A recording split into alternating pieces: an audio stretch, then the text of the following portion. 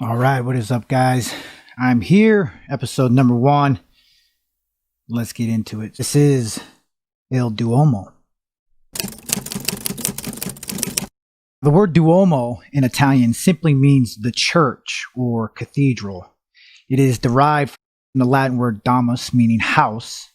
The house of God, or Domus Dei, has been adopted by many in Italy when referring to any church as simply Duomo. But today we will be talking about a specific Duomo, the largest Duomo in Italy, the Duomo di Milano. This huge and breathtaking Catholic basilica, which took nearly 6 centuries to complete, and is the host to hundreds of thousands of tourists yearly who roam its enormous structure and who stare in a childlike wonder, fascinated by its complex and ingenious design. For those of us who have never visited Milan, we may know this spectacular cathedral better from this last Easter Sunday's broadcast concert with Andrea Bocelli. The famed tenor sang inside the cathedral with its empty pews and gorgeous stained glass. The grand yet graceful church, used more as a backup singer, swiftly became the lead attraction, and elevating the already world-renowned voice and captivating us all.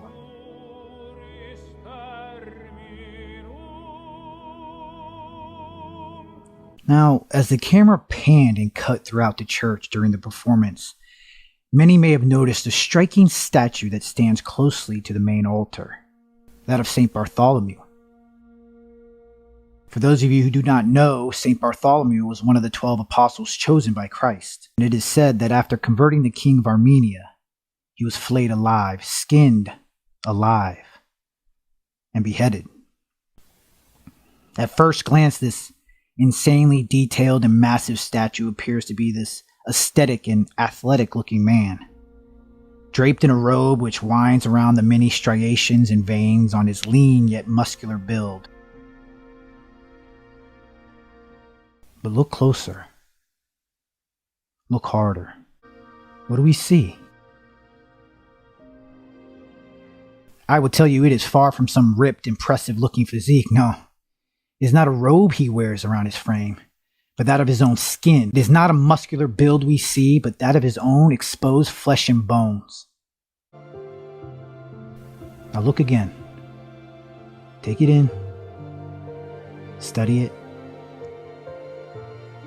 The saint's brutal agony and painful suffering, beautifully crafted and on display.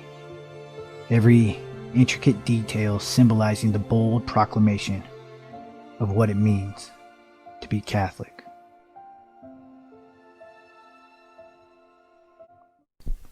Some may find this image creepy or cry out with their weak idolatry claims. But ask yourself, what is it you believe in? Would you be willing to be skinned alive for it? Look around your own church. Is it simply empty crosses and plain walls? Or does your church bear the crucified Christ? In every Catholic church, his painful passion gazes in the eyes of everyone who steps through its doors. His head wrapped in thorns, his hands and feet nailed to the wood. Beaten and pierced, he hangs above the altar. And there, along the walls throughout his church, his warriors accompany him. His saints.